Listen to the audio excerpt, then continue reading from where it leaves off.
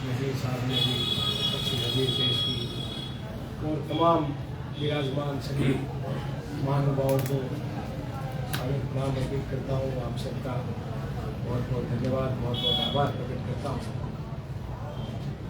मैं आप लोगों के बीच में अखिल भारतीय कांग्रेस कमेटी द्वारा लोकसभा वार नियुक्त किए गए पर्यवेक्षक के रूप में आज हाजिर हुआ हूँ।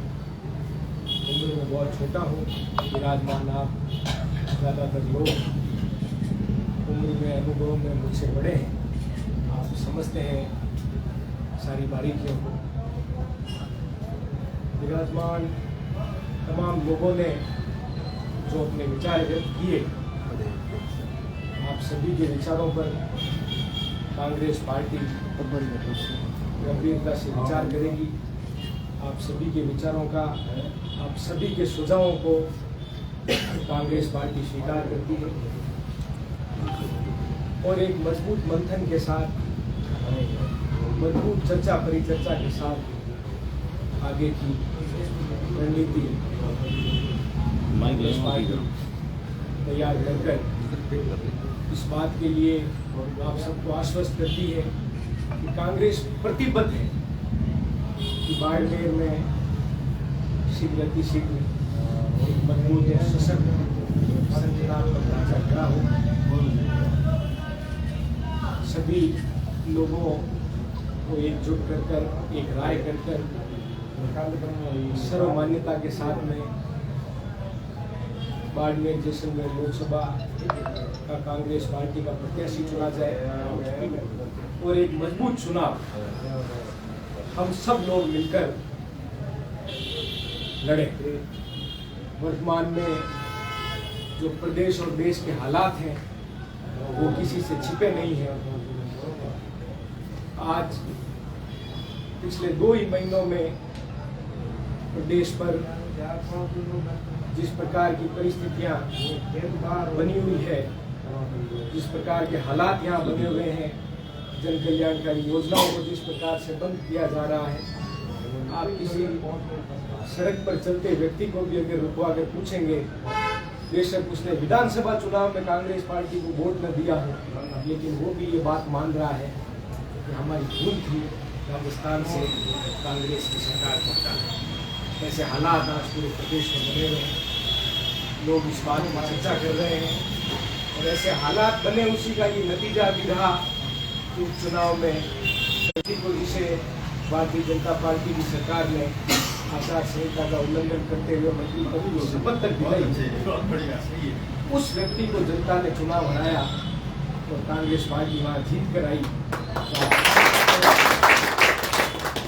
कांग्रेस के प्रति लोगों के मन में कितना मर्म है, लोग किस प्रकार से कांग्रेस को खड़ा करना चाह रहे हैं, मजबूत करना चाह रहे हैं। आज पूरे देश में भगवान राम के नाम पर भारतीय जनता पार्टी एक सांप्रदायिक तनाव पैदा कर सांप्रदायिक स्थितियां पैदा कर वोटों का जो तुष्टीकरण करने का काम भारतीय जनता पार्टी कर रही है, ये किसी से छिपा नहीं है। हर व्यक्ति इसे भली भांति समझ रहा है, भली भांति देख रहा है। आप सब जानते हैं, समझते हैं, भारत में सनातन की, हिंदू धर्म की सबसे बड़ी धार्मिक पदवी शंकराचार्य है। इस देश की 4 दिशाओं में 4 शंकराचार्य बैठते हैं। उन चारों ही महानुभावों ने भारतीय जनता पार्टी के इस कृत्य का विरोध किया। उन चारों ही लोगों ने कहा कि जो जल्दीबाजी भारतीय जनता पार्टी भगवान राम के मंदिर को लेकर कर रही है, वो निश्चित रूप से ये लोग अपने राजनीतिक फायदे के लिए कर रहे हैं। और ये बात अब धीरे धीरे लोगों के समझ में भी आने लगी है, लोग इस बात को मानने भी लगे। मैं आप सब कांग्रेस जनों से ये निवेदन करना चाहता हूँ, मैं ये बात करने आया हूँ आपसे टिकट किसे मिलेगा, प्रत्याशी कौन बनेगा, ये सारी चीजें अभी भविष्य में होंगी। लेकिन आज जिस चीज पर हमें सोचने और विचार करने की जरूरत है वो ये है कि हमें हमारी चुप्पी तोड़नी होगी, हमें संवाद करना शुरू करना पड़ेगा। जिस प्रकार से भारतीय जनता पार्टी माहौल बना रही है और हम मूक दर्शक बनकर उसे देख रहे हैं, ये भी सरासर गलत है। हम ऐसा कर हमारी जिम्मेदारी से भागने का काम कर रहे हैं, हमारी कर्तव्य परायणता से भागने का काम कर रहे हैं। हमें जरूरत है संवाद करने की। जब हम किसी से बात करेंगे तो बेशक कई लोग ये भी कहेंगे कि आप धर्म के खिलाफ बात कर रहे हो, आप आस्था के खिलाफ बात कर रहे हो, आप भगवान के खिलाफ बात कर रहे हो। तो हमें ये संवाद करना होगा, हमें ये चर्चा करनी होगी। धर्म, आस्था, भगवान, ये सब पूरे हिंदुस्तान का धार्मिक, भावनात्मक और आस्था का विषय है। ये कोई राजनीतिक विषय नहीं है। राजनीति इस सबसे परे है। लोकतंत्र इसलिए बना कि देश के हर व्यक्ति को समान अधिकार मिले, देश का हर व्यक्ति देश के संविधान की नजर से, एक नजर से देखा जाए, जांचा जाए, परखा जाए, युवाओं को रोजगार मिले, देश में अमन और चैन कायम हो, देश सांप्रदायिकता से नहीं, देश धर्म निरपेक्षता से चले। इस बाबत देश में लोकतंत्र बना है। इसलिए ये चुनाव होते हैं, इसलिए हम वोट देते हैं। जब ये बात हम लोगों से करेंगे, जरूर हर आदमी को क्या पता हम ना समझा पाए, लेकिन हम 10 लोगों से अगर संवाद करेंगे तो उनमें से 5 आदमी, 6 आदमी हमारी बात को समझेंगे। मैं आप सब समर्पित कांग्रेस जनों से ये निवेदन करने आया हूँ, आप सब लोग आने वाले चुनाव के प्रति अपनी अपनी जिम्मेदारियों को समझिए।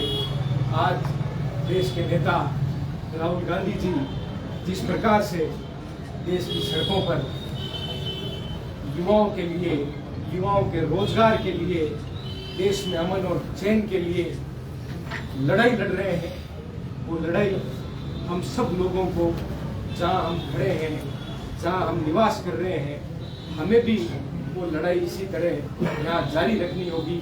तभी उस लड़ाई का कोई समाधान होगा, तभी वो लड़ाई अपनी मंजिल तक पहुंच पाएगी। आज पिछले 5 साल में प्रदेश की जन कल्याणकारी सरकार ने आदरणीय अशोक गहलोत साहब के नेतृत्व में जो राज 5 साल चलाया, जब गरीब को गणेश मानकर उसकी पूजा की गई, चिरंजीवी जैसी योजनाएं, ओपीएस जैसी योजनाएं लाकर लोगों को संबल देने का, लोगों को सुदृढ़ करने का जो काम किया गया, आज उन योजनाओं के साथ में बड़ी छेड़खानी हो रही है, योजनाएं बंद की जा रही हैं।